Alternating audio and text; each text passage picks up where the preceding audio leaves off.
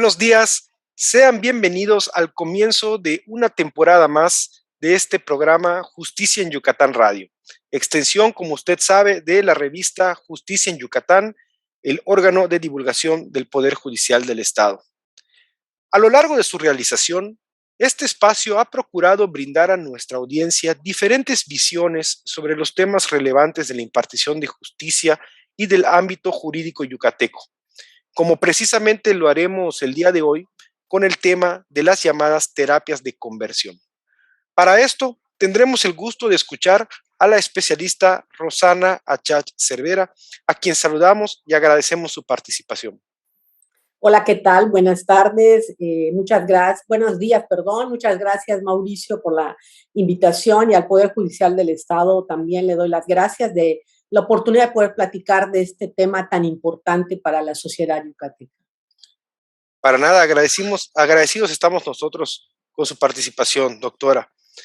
Nuestra invitada es licenciada en psicología, especialista y maestra en psicología, sexología educativa y sexología clínica, terapeuta, docente universitaria en la Universidad Marista de Mérida y en la Facultad de Psicología de la Universidad Autónoma de Yucatán y directora del Centro de Estudios Superiores en Sexualidad. Así que, respecto de este tema, las terapias de conversión, lo presentamos a usted en razón a la reciente reforma al Código Penal del Estado que prohíbe y sanciona su práctica y promoción, por lo que en Justicia en Yucatán pretendemos que usted tenga una perspectiva más amplia sobre su concepto. Doctora Rosana, quisiera que comenzáramos con lo básico. ¿Qué son las terapias de conversión y de dónde viene su práctica?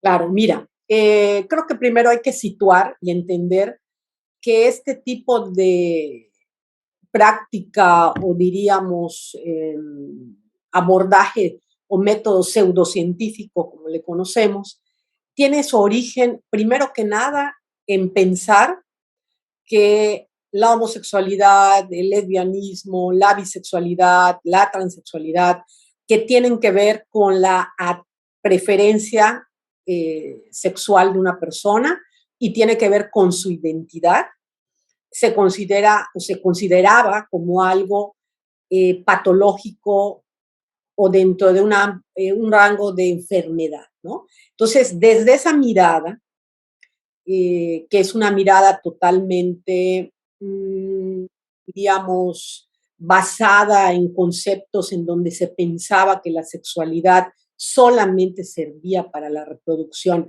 Por lo tanto, cualquier comportamiento que estaba fuera del ámbito de la reproducción, entonces se entendía como algo inadecuado, algo anormal o algo enfermizo, ¿no? Entonces, desde esta base surgen las llamadas terapias de conversión que se conocen como los ECOSIG, o mejor dicho, esfuerzos para corregir la orientación sexual y la identidad de género. Es una serie es el nombre con el que se le conoce a una serie de métodos pseudocientíficos que van a tratar de cambiar la preferencia o orientación sexual de las personas homosexuales o bisexuales para convertirlos en heterosexuales. Y también puede estar como muy enfocada a las personas trans, cuya meta es entonces que se identifiquen con otro género, ¿no? Y bueno, finalmente todo esto, las personas que trabajamos el ámbito de la sexualidad desde muchísimo tiempo nos ha parecido que es algo muy denigrante, es algo que devalúa y sobre todo es algo totalmente inadecuado en todos los niveles. Para empezar, es importante entender que desde los años 70, la Asociación Psiquiátrica Americana nos menciona que la homosexualidad no es ninguna enfermedad. Posteriormente, la Organización Mundial de la Salud nos dijo exactamente lo mismo y posteriormente nos dan la indicación que no es adecuado, estoy hablando de los años 90, en donde se nos indica a las personas que trabajamos el tema de salud sexual que no es algo iatrogénico, es algo inadecuado para la salud emocional de las personas, que trabajemos con los pacientes las terapias de conversión. Incluso el tema es de ahí que precisamente la Constitución General de los Estados Unidos mexicanos protege el libre desarrollo de la personalidad, ¿no? Respecto de esto, quisiera precisar que, como se ha comentado, recientemente el Congreso del Estado de Yucatán aprobó la adición del capítulo denominado Terapias de Conversión, señalando en su articulado que se aplicarán diversas sanciones a cualquier persona que imparta, obligue, permita, consienta o aplique sobre una persona alguna terapia, método, tratamiento o actos tendientes a anular, obstaculizar, modificar, menoscabar o reprimir el derecho, el libre desarrollo de la personalidad, ya sea mediante violencia física, moral o psicoemocional, que atenten contra la dignidad humana, agravándose si quien obliga a la persona sea su madre, padre o tutor, parientes o profesionales de la salud, psicólogos, psiquiatras o ministros de culto, o si a quien se obliga es un menor de edad, persona incapaz, adultos mayores o cualquier otra con alguna circunstancia que no le permita resistirse. Doctora, partiendo de esto, en términos más simples, ¿cuál es el objetivo de las terapias? Las terapias de conversión lo que van a buscar es modificar, es decir, que la persona con alguna homosexual, lesbiana o bisexual, convertirla en heterosexual. Y en el caso del otro sector de personas es cambiar su identidad o su expresión de género. Es decir, en todos los casos es, si tú eres una persona homosexual, te voy a convertir en una persona heterosexual, ¿no? Y esto yo siempre he pensado, ¿no? Y bueno, esto se juega realmente con los sentimientos, las emociones de las personas, también se juega con las expectativas de madres y padres que van con un profesional a encontrar una respuesta a lo que le está pasando a su hijo o hija y ellos se valen incluso decir, no, en tantas sesiones esto va a pasar y tu hijo, tu hija va a modificar esto, ¿no? Sabemos que las preferencias, las identidades no se pueden convertir, es decir, no nos reconvertimos o cambiamos aspectos que tienen que ver con preferencia o con identidad de género o con expresión de género, ¿no? Entonces, esto es algo que es una práctica que se viene dando y que está muy vinculada a cuestiones religiosas, a grupos de ultraderecha, y hablo de religión retrógrada, hablo de religión muy cuadrada, y hablo pues de grupos muy identificados, que son grupos de ultraderecha, que condenan totalmente la homosexualidad y entonces se vuelve incluso una cuestión de homofobia o transfobia hacia las personas que ellos consideran diferentes, ¿no? Entonces, de hecho, hay una persona que se llama Richard Cohen, que es un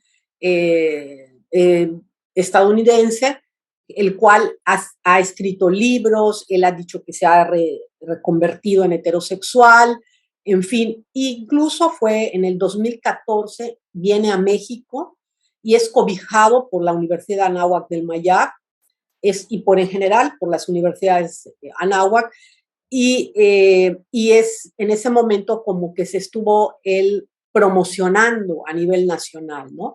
Afortunadamente muchísimos grupos protestaron y aunque él empezó a dar pláticas, por ejemplo, lo hizo en Querétaro, lo trató de hacer también creo que en Monterrey, acá parece que también lo hizo, en fin, ¿no? Entonces, a pesar de eso, pues actualmente se le prohíbe que en un momento dado puedan hacer este tipo de divulgaciones, ¿no? Desde mucho antes que esto haya salido legalmente. Pero básicamente es aniquilar a la persona en lo más, en su ser, en su esencia, ¿no? Y convertirlo a algo que no es negar la existencia de una persona. Mencionaba, doctora, una palabra que me parece clave, que es el daño emocional, que ahorita me gustaría abundar un poquito más sobre esto, pero también que esta era una práctica que estaba, digamos, siendo realizada por determinadas corrientes religiosas, ¿no? ¿Qué métodos son los más comunes, ¿no? Para poder realizar esta práctica?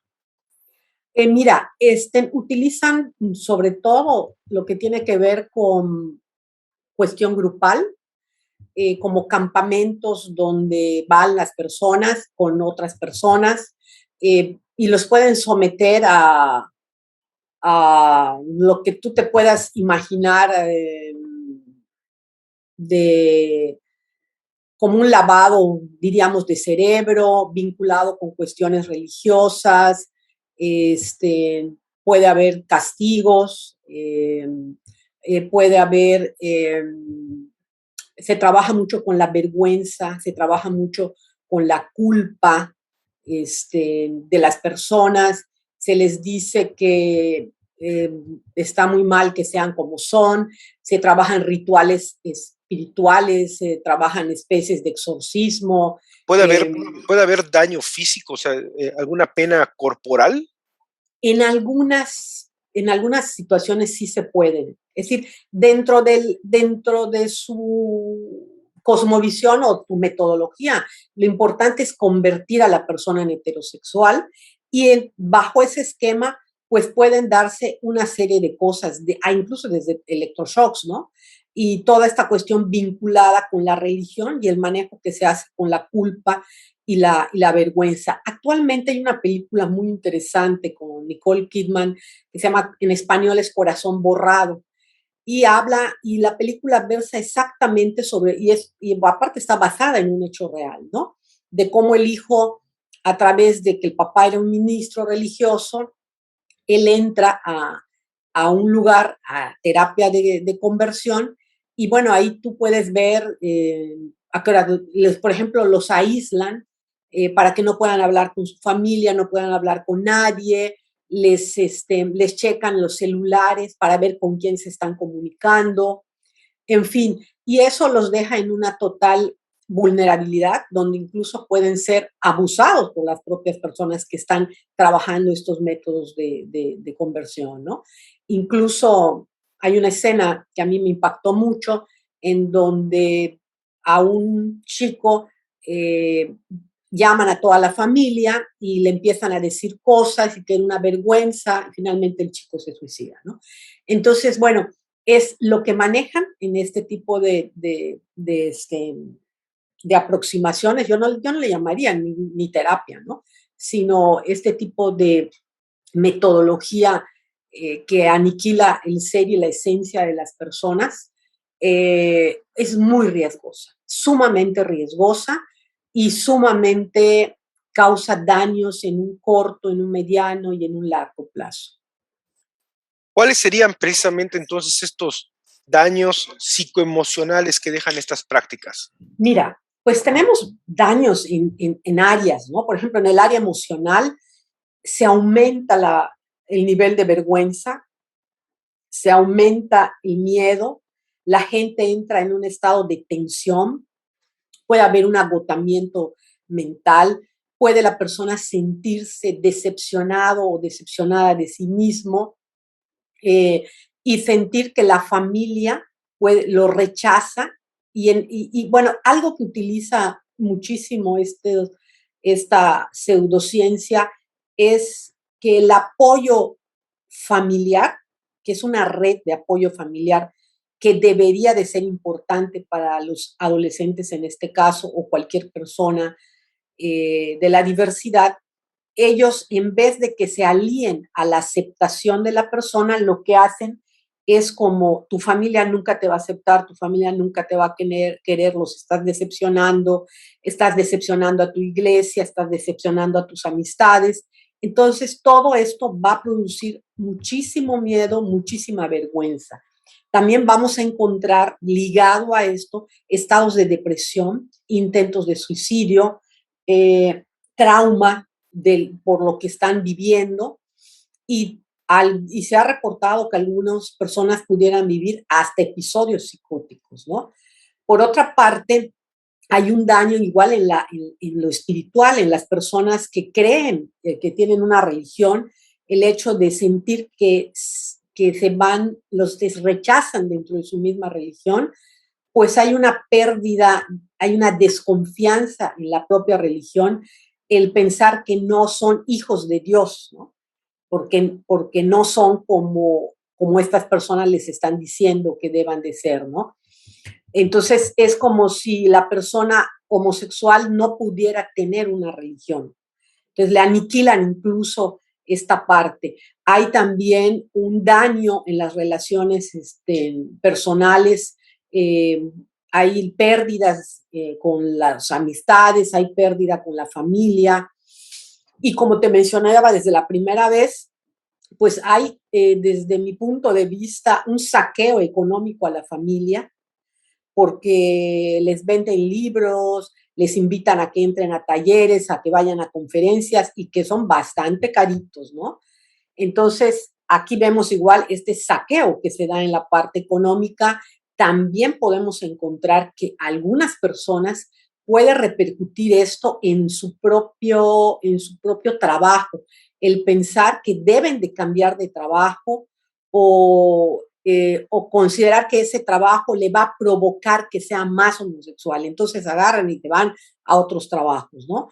O también muchas personas hacen a un lado el trabajo por el hecho de entrar a este tipo de ¿cómo se llama?, de terapias, ¿no? Y también vamos a tener una somatización o lo que conocemos como un daño físico. En esta situación, imagínate tú vivir una situación de mucha tensión, de mucha angustia, de mucha vergüenza, el cuerpo empieza a somatizar, puede somatizar con la piel, puede somatizar por problemas gastrointestinales, puede somatizar con el cuerpo, ¿no? En cualquier parte del cuerpo. Entonces, si te das cuenta, tenemos como que muchísimos daños en todos los niveles, en el emocional, en el familiar, en el social, en el laboral y en el económico también, ¿no? Y en la propia salud física de las personas. Muy bien, pues muy interesante. Antes de finalizar esta emisión, quisiera agregar que este tema forma parte de una serie de reformas recientes en materia de protección de los derechos humanos, de las que estaremos platicando muy seguramente en los siguientes programas. Se nos va el tiempo. Le agradecemos muchísimo a la doctora Rosana Achach Cervera por aceptar la invitación para acompañarnos en esta cápsula y le invitamos a seguirnos en nuestro podcast de Spotify y en YouTube como Justicia en Yucatán Radio. Agradecemos también a Radio Universidad y nos vemos a la próxima. Muchas gracias, doctora. Gracias a ti. Hasta luego. Gracias.